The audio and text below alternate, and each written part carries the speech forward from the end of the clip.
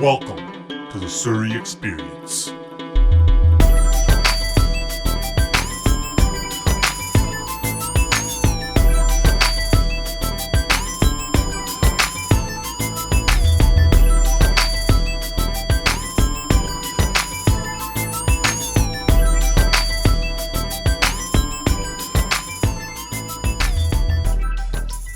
Welcome to episode 15 of the Surrey Experience.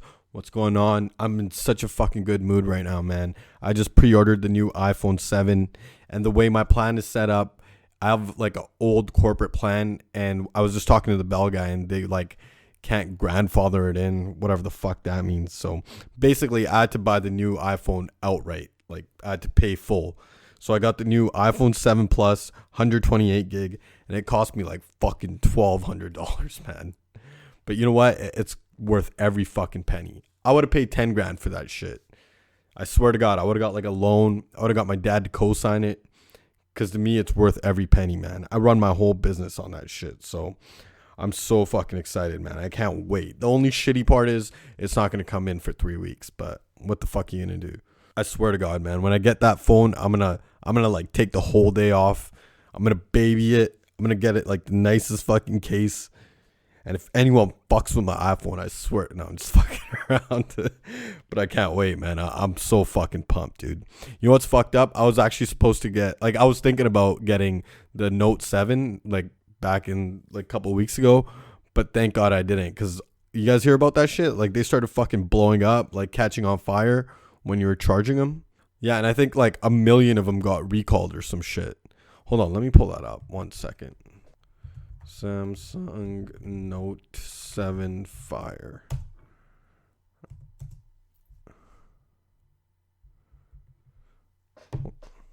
What the fuck? TheHindu.com? Is this a real website? Wow. Okay. Samsung Trial by Fire. Earlier this month, Samsung had to do the unthinkable for any commercial enterprise.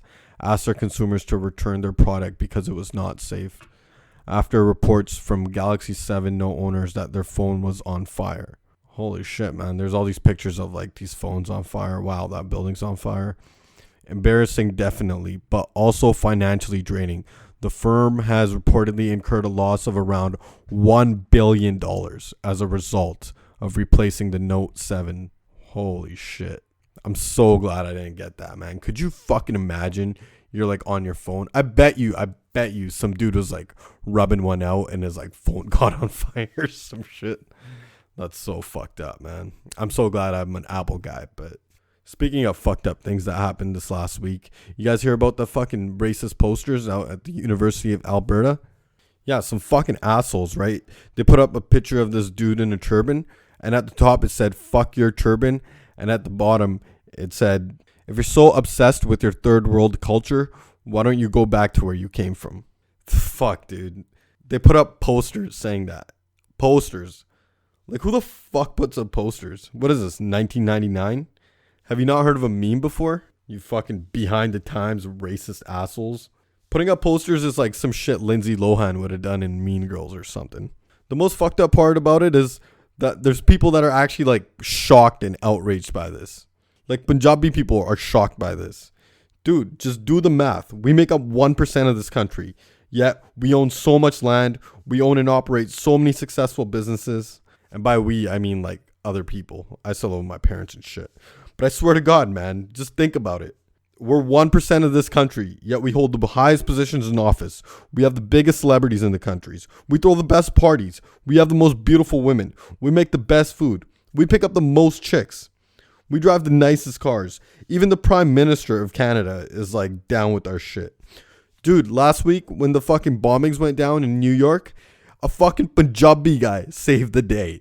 We're just fucking crushing it right now. And these jealous bastards can't handle it. And now because they put these racist posters up, our stock's gone even higher. Because anyone with half a brain and an internet connection knows that we're right and they're wrong. These racist posters that these fucking idiots put up completely backfired on them. Because everyone's taking our side on this shit. Watch, I'm calling it right now. Because of these racist posters, some Gyanni dude's gonna get laid tonight. And that's a fact. Those super liberal like hippie chicks, they're gonna be giving Gyannis so much love this weekend. And it's about damn time too. Because of these racist posters, 10 families that are trying to immigrate to Canada just got their green cards approved. Because of these racist posters, like some Genny dude's gonna get a raise, man. So I don't know why people are outraged, man. These are just fucking trolls. They're like YouTube commenters, except they can't afford a fucking smartphone. So they have to like resort to making posters. Fucking racist Motorola Razr using douchebags. Dude, I guarantee you, whoever made these fucking posters, I guarantee you his like biological parents are like related or some shit. I guarantee it. I would bet the house on it. If you're so obsessed with your third world culture, go back to where you came from. Here's a poster. Fucking pussies. They don't even have the balls to show their face. Because they know. They fucking know. We would annihilate them. And I'm not talking about annihilate them in a violent way. I'm talking about annihilate them intellectually. Like we would find out the trailer park where them and their inbred family lived. And we would buy it out, right? And then we would like triple the rent on these motherfuckers. I bet you they're regretting even putting those posters up right now. And not because it was morally wrong, but because their plan totally backfired. That was literally the dumbest thing they could have done for their cause, you know? Fucking morons. What do they think was going to happen? Some like university kid was going to walk by and be like, that poster's right. They should go back to where they came from. I swear to God, I hope that little douche that made those posters is listening to this right now. Hey, fucko, here's how it's going to go down. We're going to continue immigrating to Canada. We're going to continue being successful. And we're going to continue planting our seed all over this fucking country. And there's a goddamn poster in the world that could stop us. All right? Fucking lun. Sorry, I had to throw a Punjabi swear word in. Because if I don't, they win. That's how I look at it. So there's no need to be outraged. We fucking made it, dude. The dream came true. The second most important man in this country is Punjabi, and he wears a turban. And if he's not the second most important person in this country, he's at least in like the starting 5, you know? That Sajjan dude, he's like the Draymond Green of Canada. So fuck him. Let him make their posters. Because it doesn't change the fact that we are, pound for pound, the most successful immigrant community in human history. And no one could ever take that away from us. So if you want to be pissed off about these posters, I get it. Be pissed off. But don't lose any sleep over it. Wake up in the morning, open up those pizza shops, continue building those houses, fucking driving those trucks. Keep on grinding it. Because that's the best way to get revenge on these sister fucking bastards. They don't pose a threat to us on any level. So if these little fucking weasels want to keep making these racist posters, I say we let them. It's only going to create more opportunity for us. I hope they make a racist poster of a guy who looks like me next, you know? Brown dude with a beard and spiky hair. Because I could really use a promotion right about now. But I guess I was more angry about that than I thought. But fuck them. You know what I mean? But yeah, I want to thank everyone that sent in all the questions to the podcast. I'll try to go through a couple of them today. There's too many for me to cover in the whole podcast because I don't think anyone wants to listen to me run my yap for that long. But I'll get to the questions here. Hold on. All right, first question. All right, I'm not going to say the name, but what's good, Panchold? I'm from Northeast Calgary, but I was born in Surrey, so don't talk shit. I just want to say you got a good podcast, and my question is that I think my male cousin is a home house. Do I confront this nigga? I really need to fucking go over these before I fucking read them on air. I think he's trying to say homo. I don't know. Dude, it's fucking 2016, man. Well, why would you need to confront him? Be a good cousin and like go be his wingman or some shit. Take the guy to a gay bar. I don't fucking know, but I'm just gonna move on to the next question because that was a pretty stupid question. But okay, this one looks good. Distant boyfriend. Hi TSC. My boyfriend and I have been dating for almost 7 months now, and he doesn't reply to my texts as quickly. He barely asks me to hang out with him, and he never says he loves me anymore unless I say it first. The start of our relationship was the complete opposite. He used to treat me like a queen. Is there any way I can make him give the attention and love he used to give me in the beginning of our relationship, or should I just end it? By the way, we are both brown.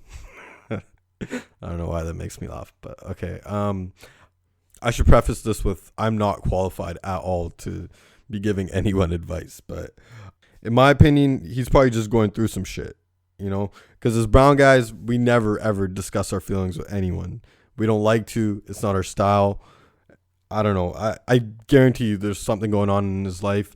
And like asking him is not going to do anything because he's probably not going to tell you. But my advice would be to, why don't you like take him out on a weekend, get his mind off of whatever the fuck's going on in his life, rock his world a bit, and then if he still continues to be an asshole to you, then you probably have to end it. But I guarantee you it's something's going on in his life. But I hope that answers your question. All right, the next question. Can't get a date.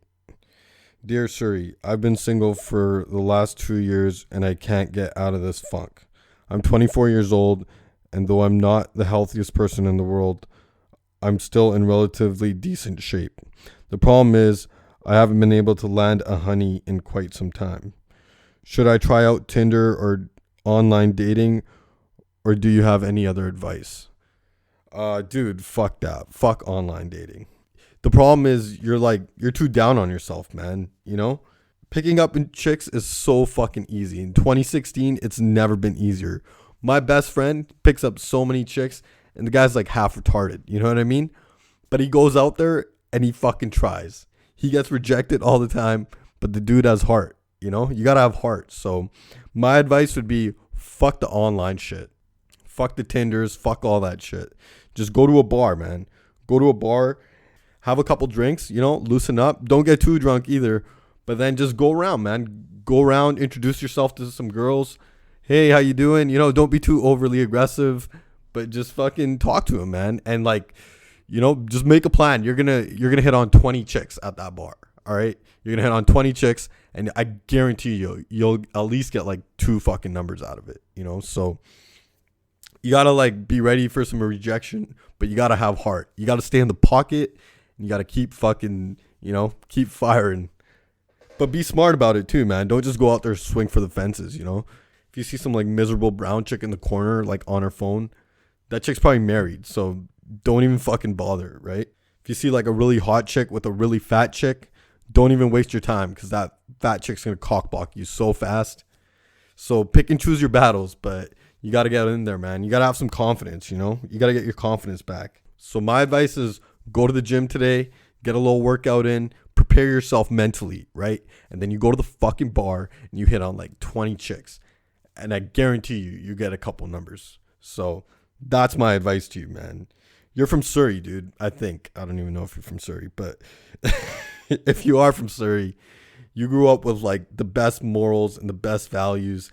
You should have chicks lining up down the street for you. And you will. You just got to get your confidence back. So, that's my advice, man. Go out there and fucking make it happen. Fuck the online shit, dude. It's 2016. It's never been easier to pick up chicks. That's what my friends tell me anyway. But all right, I think I got time for one more. All right, this guy has like 3 questions in one. Okay. Part 1, if you had to leave Surrey and relocate to another city anywhere else in the world outside of Canada, where would you go? What is this, like a fucking first date or something? If I had to move out of Surrey, I'd probably move to San Francisco just because I got a lot of family out there and I've always had a good time. It's actually like a lot like Canada out there, man. They're really like, everyone's cool, man. I never had a bad time in San Francisco. The weather's always nice. It's never like too hot either. It's always like 22 degrees. So probably San Francisco, man. I love San Francisco. All right, next question. If you spend a day with anyone either dead or alive, who would you spend it with? Probably if I had to choose anyone dead or alive, probably JFK. I'd probably spend the day with JFK, man. That guy, biggest fucking legend of all time, man. I've read every book on the guy. I wasted like a whole year of my life studying the JFK assassination and like 9/11 conspiracy, man. I swear to God, I wasted a whole year of my life. I used to get high every day and like watch every 9/11 conspiracy documentary ever. And then one day I just thought to myself, it's like, dude, what the fuck am I going to do with all this information? I'm not going to like fucking like, like solve the fucking mystery, But yeah, if I had to spend a day with anyone, it would be JFK because that guy, his story is just, it's fucking unreal, man. The guy's dad was the richest guy in America, one of the richest guys in America, you know, and then World War II happened, and the guy didn't even have to go. He was the son of one of the richest men in the country, and he had a chance not to go, but the guy went to war, almost died. You know, he saved like 10 people in his fucking platoon, and then his brother dies in the war, and then his dad's like, you're gonna be the next president, and then he like becomes president, and you know, they fucking just, there's just too much shit to cover, but he's one of my fucking heroes, man. And then, you know, he was doing all this crazy shit, and they fucking blew his brains out. But yeah, so I would do anything to fucking, like, you know, party with JFK, man, because that guy was just slaying it in his day. And in a close second, it would be Bret Hart, because that's one of my all-time heroes, but he's still alive, and I pray to fucking God I get to meet that dude once. Anyways, I know a lot more people sent in questions, and I would read them all, but then this podcast would be like fucking hour long, and I promise I'll either answer them on next week's podcast, or I'll just email you guys back the answers or something. I don't know. I'll figure something out, but keep sending those questions in. Keep sending me emails. I love reading all those emails. I get a lot of hate mail too, so I don't even bother reading that shit, but yeah, please, man, if you guys want to, you know, all the DMs, all the emails, I love that shit, man. I read every fucking email I get, so send those motherfuckers over. But yeah, man, before I go, I just want to wish everyone a great weekend. I cannot wait for this weekend because I finally get a day off. So after UFC Saturday night, I'm gonna get fucking shit-faced, annihilated, drunk, you know, and then I'm gonna fucking wake up the next day, and I'm going to watch football till my eyeballs bleed, and it's going to be like the best day ever. So I hope you guys all have a great weekend too. And to all the Guyanese out there, if I see you guys out, Rebels are on me. Sears, motherfuckers. I'll talk to you guys next week.